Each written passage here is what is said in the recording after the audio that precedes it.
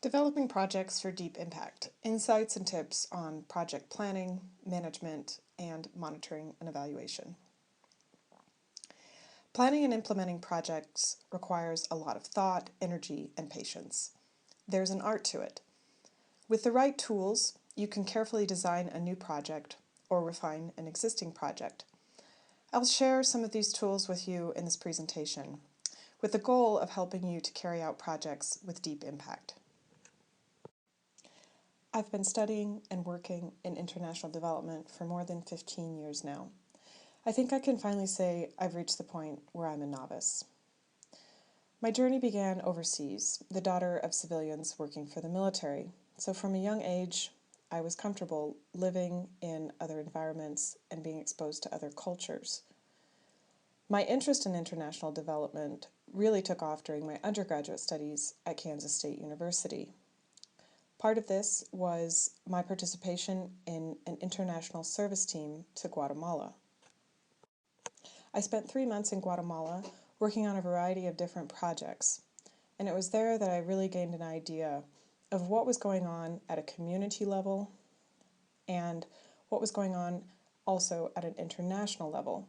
What sort of projects worked? What sort of projects didn't work? What were some of the key components in projects to make them successful? Following my undergraduate degrees, I worked on a variety of initiatives in fair trade, community and smallholder producer development, agriculture, nonviolence, women's leadership, and higher education in a variety of countries, from the United States to Guatemala to Bangladesh. I was selected as a Rotary Peace Fellow and completed a Master's in International Studies, Peace and Conflict Resolution at the University of Queensland, Australia in 2012. I focused my studies on international development and more specifically the connection between economic development and peace. I moved to Oaxaca, Mexico in 2013 to work as a program coordinator for Coffee Kids, a U.S.-based nonprofit organization dedicated to improving livelihoods for coffee farmers and their families. Coffee Kids funded projects in health, education, economic development, food security, and capacity building, providing funding and training to partners on the ground. My job was to assist partners with project planning, management, and monitoring and evaluation.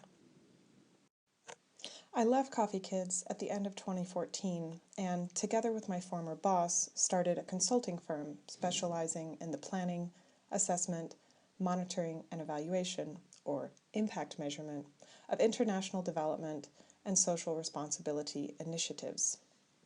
Our methodology is based upon a unique commitment to assisting organizations and communities in identifying and addressing their needs while building the confidence and self-management capacities of members in the process. We offer a variety of services, but are particularly focused on project management and monitoring and evaluation. Many of you here are involved in, work with, and support social projects in some way. Projects which seek to create positive change in the world. These projects can be in a variety of areas, but what they all have in common is that the hope is that these projects have a positive impact and create positive change. Unfortunately, this isn't always the case. We all know the saying, the road to hell is paved with good intentions. I've seen a few examples of good projects gone bad in my time in international development. Projects that were initiated and backed up by good intentions, but then fizzled, or worse, ended up creating more problems and worsening the situation. One particular project that marked me early in my career was, thankfully, not a project I was working on, but one that I was told about. An American organization, funded by well-meaning donors, gave away free cement stoves to people in a small Guatemalan community. These energy-efficient stoves came with pipes to pump smoke out of the house and were meant to replace the traditional open fires used for cooking inside the home. The project intended to reduce respiratory problems in family members while also reducing a high dependency on firewood. Makes sense, right? So stoves were dropped off, Community members were told how to put them together, and everyone seemed happy. Well, about a year after the project, donors returned to find many of the cement stoves and some of the parts sitting outside of the houses, or being used for other purposes, and women were still cooking on open fires inside their homes. Why? Well, there are, of course, a variety of reasons, but one of the main ones is that the community never bought into these well-meaning newfangled stoves. There was no ownership. There were, of course, also cultural components and the idea of tradition at play here. So what sort of impact did this project have on the community? What did project participants think of it? What sort of legacy did it leave? The sad thing is, this failure could have been avoided by better planning and monitoring and evaluation. The donor organization could have gotten to know the community better and their needs. Did they really want these stoves? Maybe they needed them, but did they want them? And if so, what level of commitment did the community have to the project? How much buy-in did they have? And was it really the best idea to give the stoves away for free? Or could charging just a small amount of money or some other non-tangible good have created ownership? Would paying more attention to the project as it unfolded and keeping track to see if objectives were being met allowed the organization to tweak the project when things started going pear-shaped?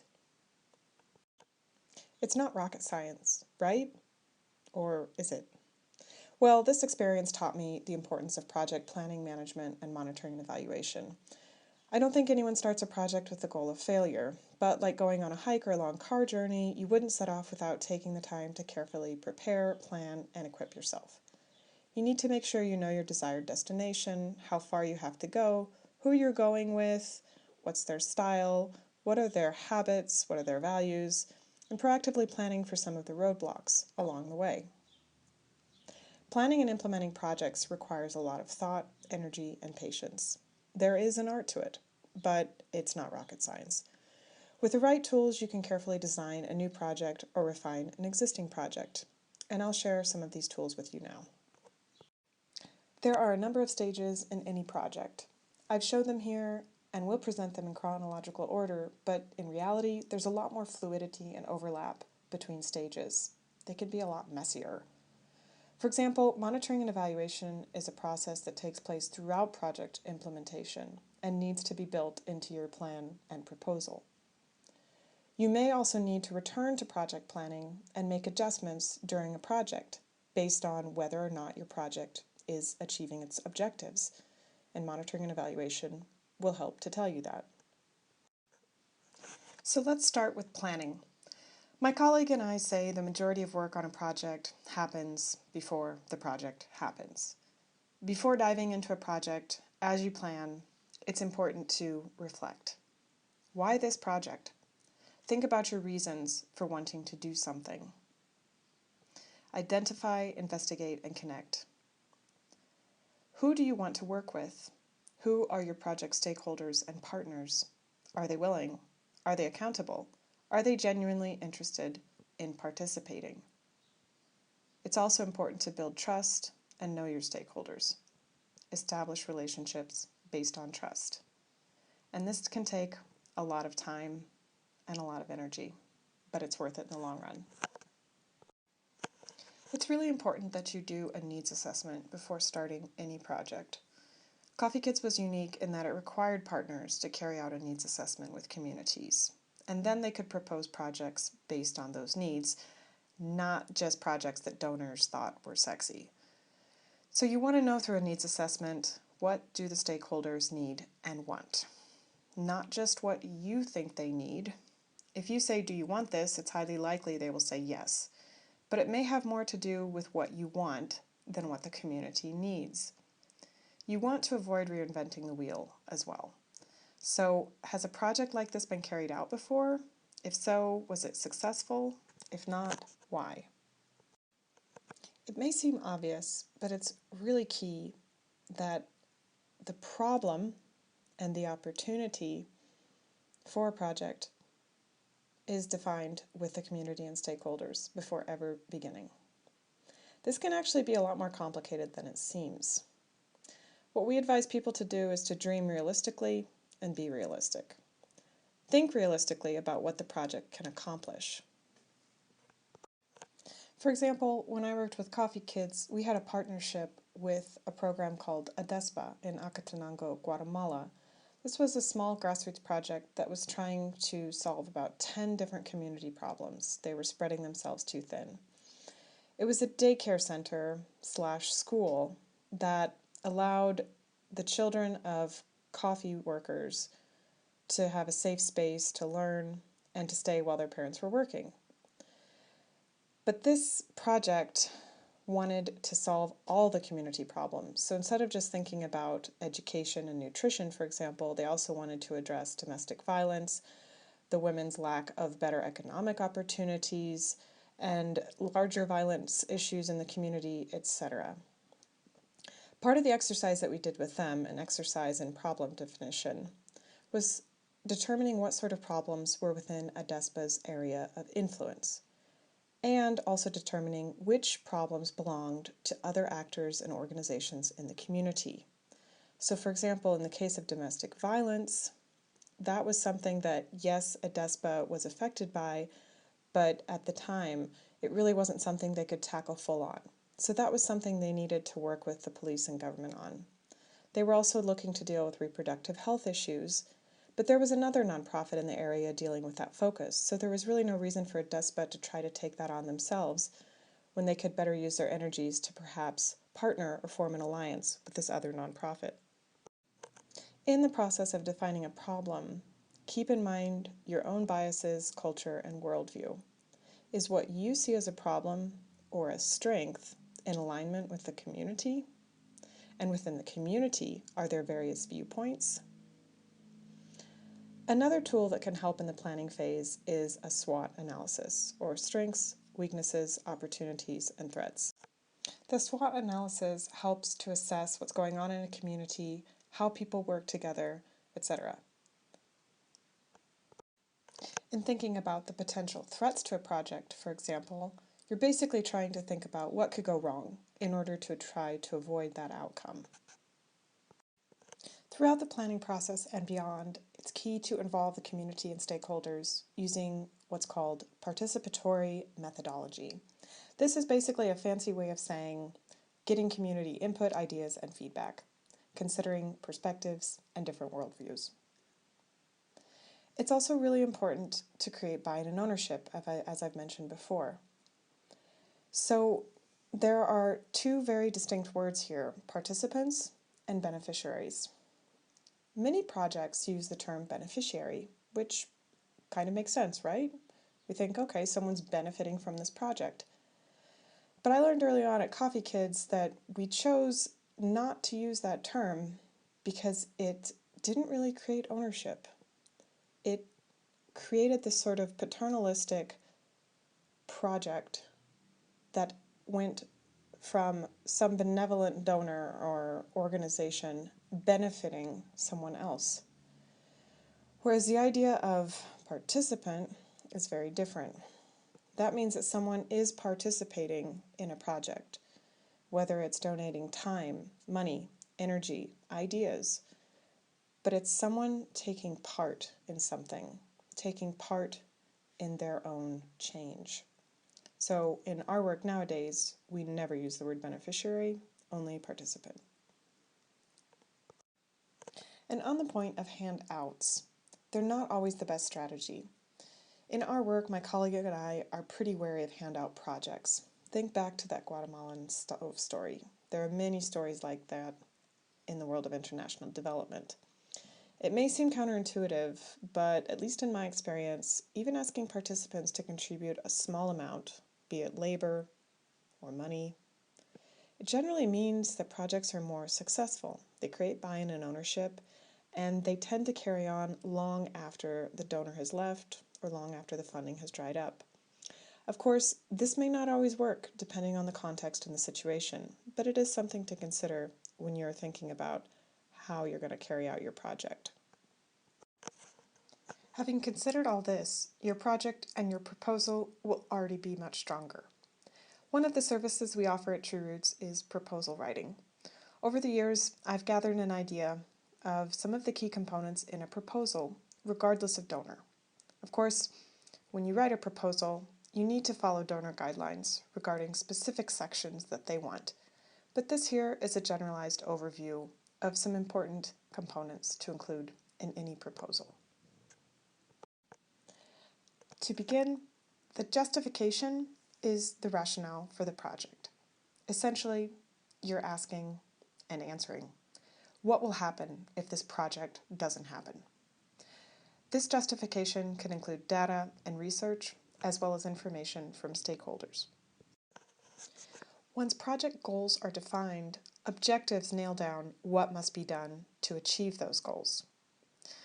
Your objectives should be SMART: specific, measurable, achievable, realistic, and time-framed. SMART objectives directly address issues related to awareness, knowledge, attitudes, practices, behaviors, and participation. Outcomes provide the measurable effects the project hopes to achieve. These can be qualitative or quantitative. Another fancy word in development for outcomes are impact indicators. These measure change. So what's the difference between outputs and outcomes? Outputs relate to what we do. Outcomes refer to what difference is there based on what was done. So to give you an example, I'll refer again to the ADESPA project. One of the objectives of this project was to improve the health of the children coming to the center. So one of the activities that the teachers would carry out with the children on a weekly basis were different workshops on various topics. One of the topics, for example, was hand washing. So when I asked the program coordinator during a mid-year report, okay, what sort of outcomes have you achieved related to this objective of improving health? I was told, well, we had 4 workshops. This was an example of an output, what was done, 4 workshops, but it's not an outcome. So I worked with the project coordinator a bit to really understand what difference was made by these workshops, what was the outcome. And in our conversations, we were able to put together a plan to measure the impact of these workshops. So before a workshop on hand washing, for example, the teacher would do an informal survey of the children. How many of them wash their hands before eating? And then, following the workshop, she would do a survey, say, a few days later. How many of the children wash their hands before eating? And over time, when she compared the data, she started noticing that there was indeed an improvement. So this is an example of an outcome. More children began washing their hands before eating after the workshops than before. The children's awareness, knowledge, attitudes, practices, behaviors, and participation related to hand washing and health had changed. So, in sum, outcomes and impact indicators provide a sign of how well you have achieved the changes you were hoping for as a result of your project. In other words, they are a measure of the extent to which you have achieved your objectives and your longer-term goal. These fancy terms give your project partners and participants a better understanding of the purpose and the goal of the project. Continuing with the project proposal process, as you plan your project activities and schedule, it's a good idea to build in more time than you think is necessary. It's also important to include monitoring and evaluation. Monitoring and evaluation is the systemic collection and assessment of data on specific indicators to measure progress towards or away from objectives. I'll talk more about this in depth shortly. Sustainability is a real buzzword nowadays. Everybody's using it. But what does it really mean? Well, for us, sustainability is the idea that project stakeholders take on the project as their own and eventually carry it out on their own, if possible. But the definition depends on your project and your stakeholders. When thinking about sustainability, you should consider timeline, funding, and stakeholders' capacities. So can participants run the project themselves now and in the future? If not, what tools, skills, structures, and systems would they need to do so? As you plan a project, you may want to think about laying a foundation and then building the project in stages. Don't be overambitious and spread yourself or partners too thin. For example, when I worked with Coffee Kids, the organization set up agreements with partners based on having spent some time getting to know each other and building trust before any money was ever exchanged. When Coffee Kids set up a new partnership and formalized it, there was an agreement that Coffee Kids would fund projects up to 7 years, and in many cases projects were funded long beyond that. But the idea was that Coffee Kids didn't want to start off by saying, well, we'll work with you for a year and that's it. Of course, there were situations where Coffee Kids wasn't able to continue working with a partner for various reasons beyond a year or two. But the idea was saying, we're going to support you more than just a short amount of time. We're going to support you to build your project in stages. And those first few stages will probably be smaller projects that build upon each other. And then towards the end, we may be looking at bigger projects. And towards the very end, we'll start working with you on what we call organizational capacity building, or the idea of really strengthening an organization so that it's stronger to take on the project, to do the monitoring and evaluation, and to then be able to look for other donors based on the impact that they've shown through their project. So it's really about trying to create self-sufficiency and resiliency within organizations and within projects. And of course, money is very important. So when you're thinking about your project budget, give yourself a cushion. Consider the amount of time between planning and proposing the project to approval and the amount of time that's going to pass to when the money arrives.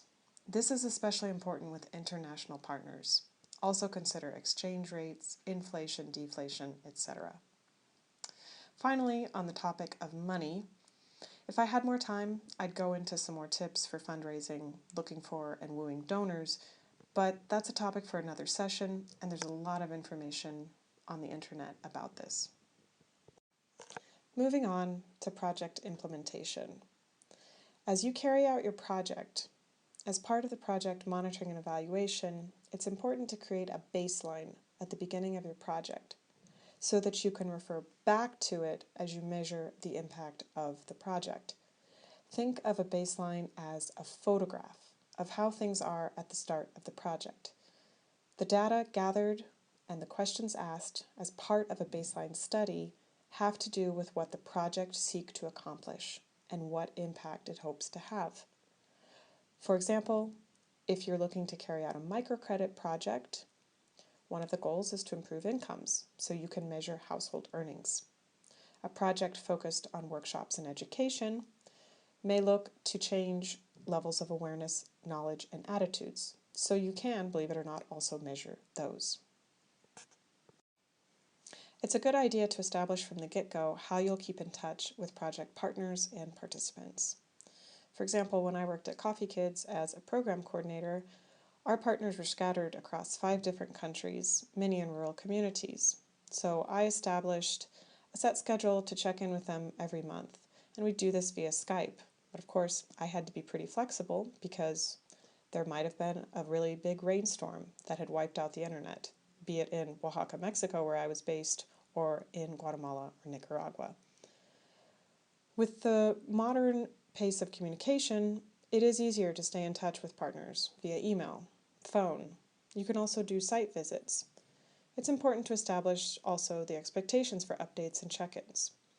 So you want to make sure that there's clear communication. Also think about how to document and organize information about the project. This can include videos, photos, stories. You'll want to create an information culture and organize it in a way that can be easily accessed and shared. I've briefly mentioned the importance of monitoring and evaluation, and now we'll cover a bit more about just what it is. Monitoring is the continuous assessment or oversight of project implementation. Its purpose is to determine if the outputs, deliveries, and schedules planned have been reached, and if not, to take action to remedy the situation as quickly as possible. Evaluation is a systemic and objective examination concerning the relevance, effectiveness, efficiency, and impact of activities based on specific objectives. Evaluation allows us to identify lessons learned and recommendations for future projects. Evaluation also verifies that the donated funds are being well managed and transparently spent.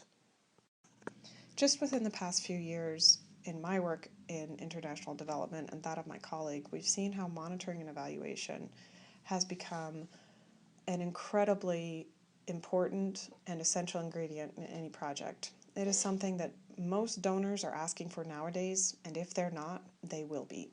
So when we talk to nonprofit organizations, we basically tell them, look, if you don't have a monitoring and evaluation plan in place now, you really need to start thinking about it because it's going to be an expectation, and it's better to be prepared. Why is monitoring and evaluation so important? Well, donor expectations. They want value for money. They're looking for transparency and accountability. They want to know that the project objectives are being reached. But going beyond just what the donors want and what they require, we in True Roots see monitoring and evaluation as an incredibly useful tool for the sake of the project. Monitoring and evaluation promotes good practices for achieving objectives. It also encourages participants to take ownership of a project. If they can see what's going on and also see the results and the impact, it's more likely that participants will be more involved. Monitoring and evaluation also allows organizations to think about how they can use their results to seek out other donors. So once an organization has this information and can say, we improved food security in the community by this much, we increased incomes through this microcredit project by this much, they can use that information when they present proposals to other donors to show the sort of track record that they have and to show the sort of positive outcomes that they're achieving in a community. As you carry out your project monitoring and evaluation, you measure progress towards objectives. This is done with monitoring tools including surveys, interviews, most significant change stories, observations, group feedback activities, among many. Each tool offers advantages and disadvantages based on the community, the culture, and the project itself. This measurement is done at specific times during the project, and it needs to be planned in from the beginning, as mentioned before.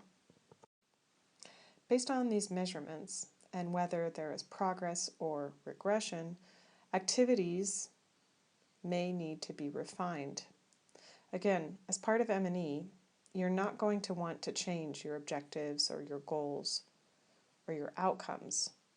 Those should stay the same, but you may need to change what you're doing to try to achieve those. If it doesn't look like, based on your monitoring and your measurements, that those are going to be achieved.